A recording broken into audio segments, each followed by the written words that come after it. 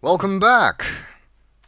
We have found our first magical treasure, and a stone's throw distance from the castle. It seems that Edward really was a complete idiot for not sending anybody out to search for these treasures earlier. Either that or everybody he did send was an idiot. By the way, I wonder what happened to the wizard that stole this thing. I mean, the introduction did say that the wizard hid it away to be guarded by one of his beasts, which I guess refers to the dragon. But why hide it so close to the castle from which you stole it? Why not try and use it? I mean, it's a mirror that can see the future. Speaking of the future,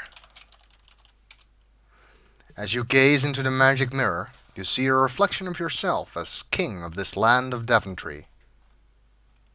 Spoiler alert! Actually, I'm sort of disappointed. I mean, this game, or at least the remake of the game, was made after King's Quest IV, so they could have had some foreshadowing in the mirror, I guess.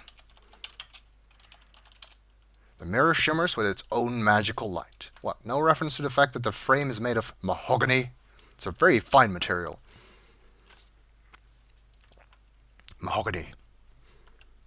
Okay, let's just get this mirror. You take the magic mirror. Congratulations! The magic mirror, by the way, is the only item in... the only one of the 3 magic treasures that actually will be relevant in other games. The rest of the treasures don't really matter anything. Actually, if you think about it logically, the first treasure you probably want to find would be the magic shield, since it supposedly renders the bearer invulnerable. But I don't think you actually can find that first.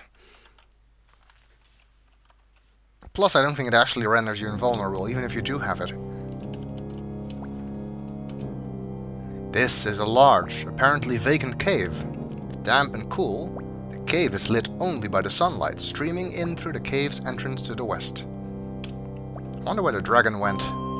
Maybe he went and applied for a job at Gringotts or something.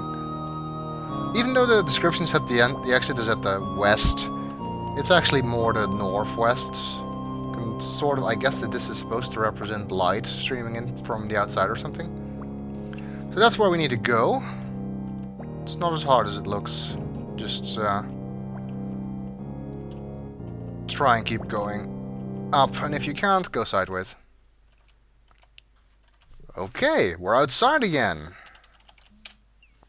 A large cave is at the edge of this meadow. There is actually something else that can happen on this screen, but I don't think it happens until you have the first 2 treasures. At least not in this version. In the I think in the original, you can do that from the start of the game. But I'm fairly sure that in the remake it's only possible after getting the first 2 treasures. Okay, well, we sort of screwed up our plans to go west in the row of screens above the castle. So, since we don't really know where we are at the moment, let's just head west from here, I guess. It seemed to have worked for us before, so who knows? Another lake. The place is filled with them. The surrounding boulders and trees are reflected on the small, mirror-like lake. Okay, that didn't make any sense. Why did I say make? Okay.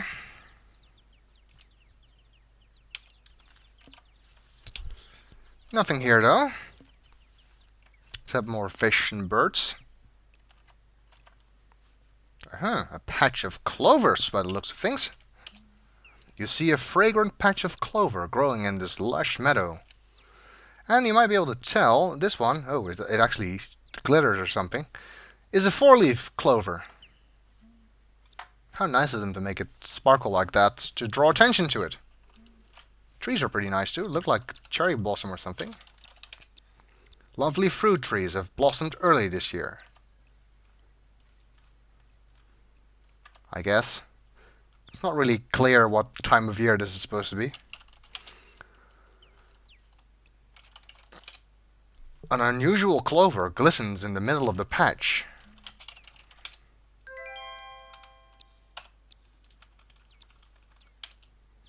You're holding a large 4-leaf clover. I believe that this clover will actually come in useful in protecting you from something later in the game, though I don't particularly remember.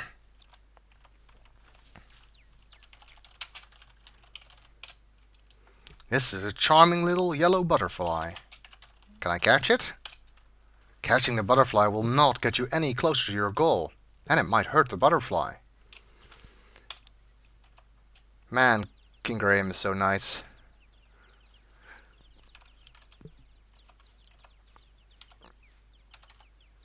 Actually, that is pretty much good advice for these games, is always try and help everybody and be nice. It typically tends to pay off. The clear mountain lake is surrounded by steep cliffs. Something tells me those are dangerous. Your attempt at cliff diving was a smashing failure. Indeed it was. Well, let's just keep heading west. Wandering along the banks of a beautiful lake, you see a cute little elf. Okay, what's he doing here? There's a very pretty lake here. The small elf is wandering up and down the shore. The small elf seems friendly enough. Are you sure, Mr. Narrator? I don't trust it. I mean, it's in this game, and everything in this game kills me. Hi, elf. The elf is impressed by your friendliness and responds by handing you an elegant little ring. I've had me eye on ye, Sir Graham. Methinks ye might enjoy this little trinket. For just a wee bit of time, it has the power to make ye invisible. May it give ye as much entertainment as ye has given me today. Wait, have you been stalking me? With that, the elf vanishes. Well, that was nice of him. We got ourselves a ring of invisibility. Wait. It's not... my precious. Is it? Your hand tingles slightly as you look at this jeweled ring. Well, I guess that'll be useful if we ever want to be invisible somewhere. I do not think that's necessary here, though. Now that's peculiar. There is a door in the mountain.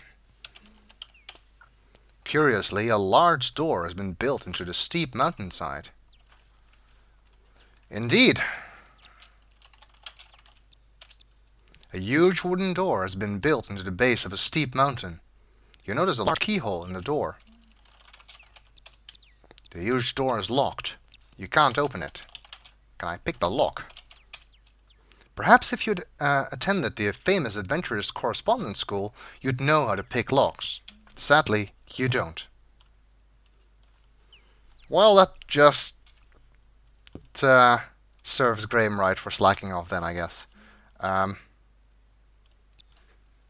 Bash in door. Doesn't know what bash is. Kick door. Can we cut the door down with our dagger? I guess not. We'd need an axe or something. I don't know, maybe we'll find a key at some point. I'm sure this door is important, otherwise it wouldn't be in the game. Back then we had to fit games on double density floppy disks, or even maybe 5¼ inch floppy disks. You didn't have the ability to put useless things in the game, so everything that looks important in the game actually is. And another lake. This is a pretty little alpine lake. There's a cool breeze here, and the lake shimmers softly in the quiet mountain air. Wait, an alpine lake? When did we get into the Alps? We didn't walk that far from Daventry, did we?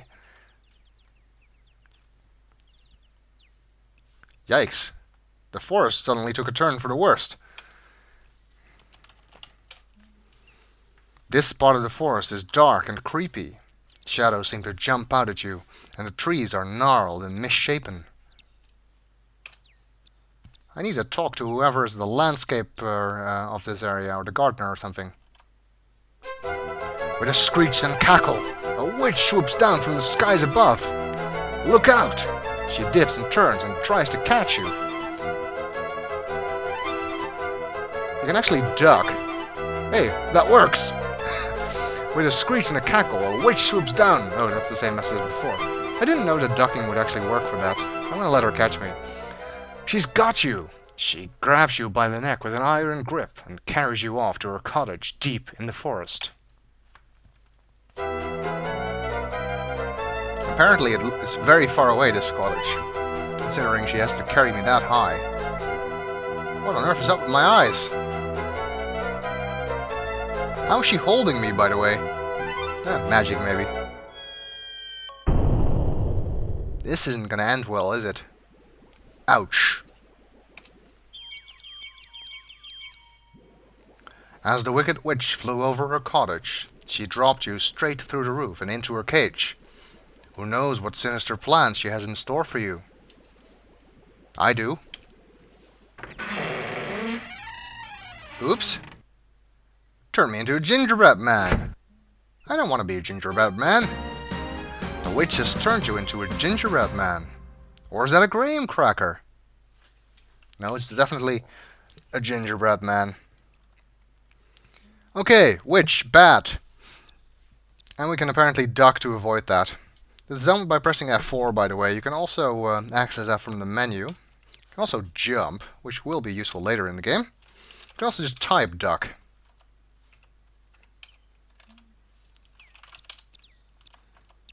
Or jump, for that matter. But the shortcut keys are easier. You know, I want to deal with that nasty witch. And I have a hunch where her house is. It's up here! Geez, it's almost as if I knew that. Which, of course, I did. You are near a little gingerbread house in a forest clearing.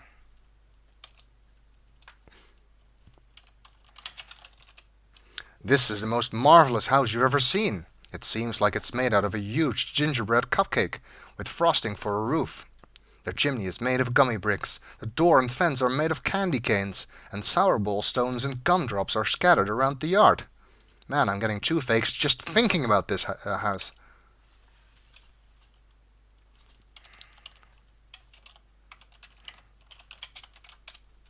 The path to the front door is lined with little gingerbread boys and girls. I have the nasty feeling that they used to be real boys and girls. I guess we'll see if we can cut this witch down to size in the next video.